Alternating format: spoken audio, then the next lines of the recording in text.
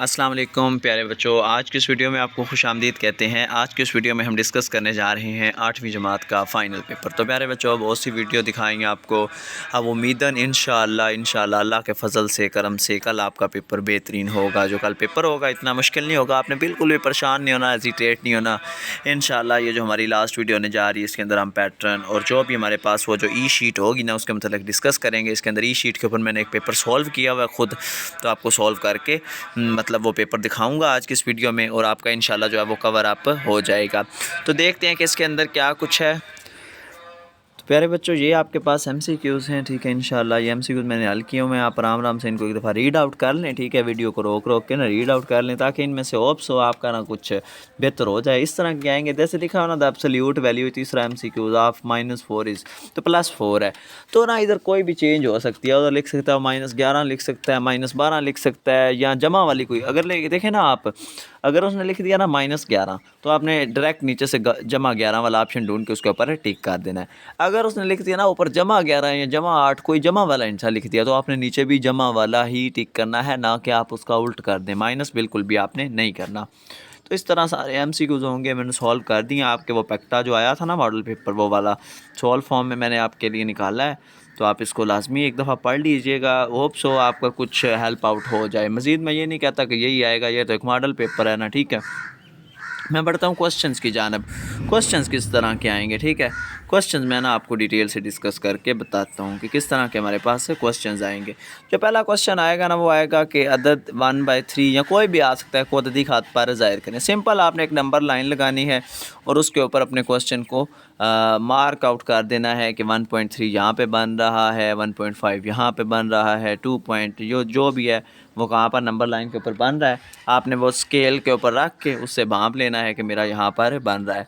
इसके बाद नातक अदद को यानी 25/29 रेशनल नंबर है कि इसको कह रहा है कि 4 अहम हिस्सों तक महदूद करें। तो आपने फर्स्ट ऑफ ऑल इसको डिवाइड कर लेना है। डिवाइड आपने अपने वो ऊपर वाले को अंदर रखना है, तकसीम करते वक्त ऊपर वाले को अंदर रखना है और बाहर वाले से तकसीम करना है। तो आपका ये कंप्लीट है, ये सॉल्व हो जाएगा। तो जब जवाब आ गया तो उसको आपको 4 हिस्सों तक यानी 4 हिस्सों वाला जवाब लिखना है और उसको राउंड ऑफ कर लेना है।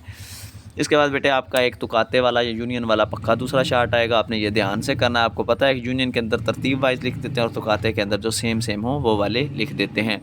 इसके बाद total number of elements find करने हैं, ठीक है। टोटल सबसेट कितने बन सकते हैं तो आपने वो भी अच्छे तरीके से करना है।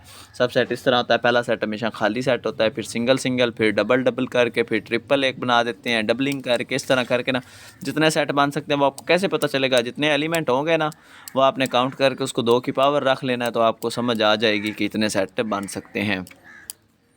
इसके बाद प्यारे बच्चों, अगर 25 मज़दूर 9 दिनों में, ये एक सवाल है, इसमें आपने कितने पैसे कमाए वो आपने सारा फार्मूला लगा के सॉल्व कर लेना है। इसके बाद ये नुकसान वाला या नफ़े वाला एक क्वेश्चन मस्ट आएगा आपके पेपर में, तो आपने ये भी ध्यान से देख के कर लेना है, ठीक है।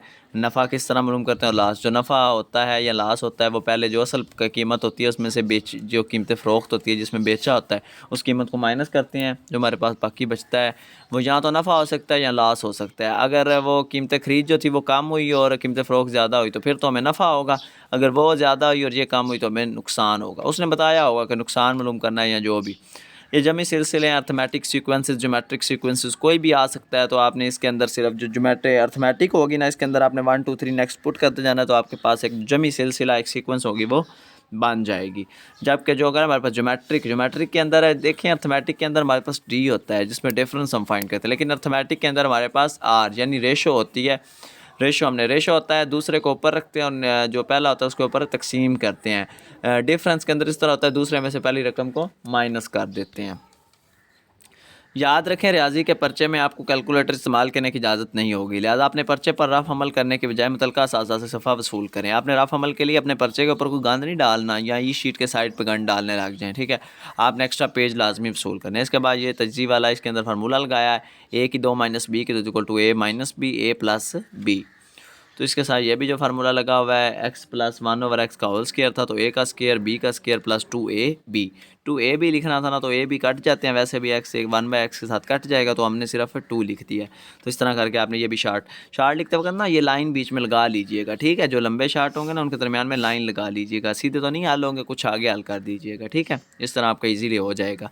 एक कुरा की सतह की लंबाई है जिसका रद्दास मालूम करें, ठीक है। जो एरिया होता है ना एक कुरा का यानी एक स्फीयर का, उसका फार्मूला था 4πr²। तो आपने ये फार्मूला लगा के उसको फाइंड आउट कर लेना है।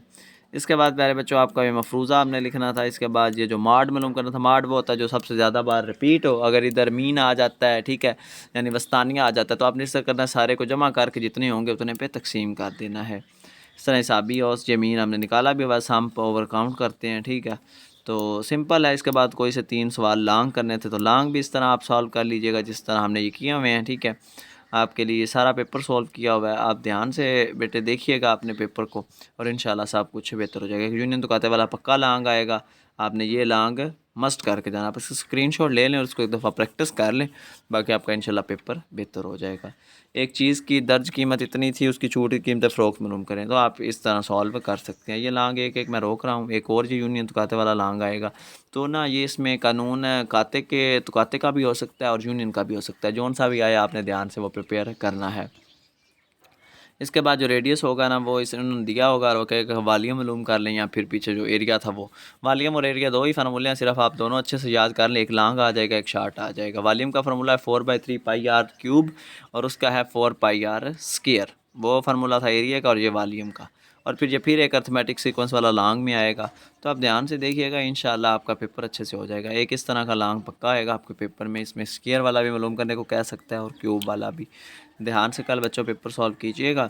बाकी ये एक शक्ल बनानी है, इसको आप छोड़ दीजिएगा। आपने 3 ही लॉन्ग करने हैं, आप 3 लॉन्ग बेहतर है कि एक ये करें ये वाला, एक ये अर्थमेटिक सीक्वेंस वाला, इसके साथ एक ये रेडियस वाला, एक चतुकाते वाला, एक ये वाला और एक ये, ठीक है। 3 लॉन्ग होंगे, उनके 2-2 पार्ट होंगे, कुल आपने 6 लॉन्ग हल करने होंगे। तो आप बेहतर है यही वाला हल करें, आपका इंशाल्लाह पेपर सॉल्व हो जाएगा।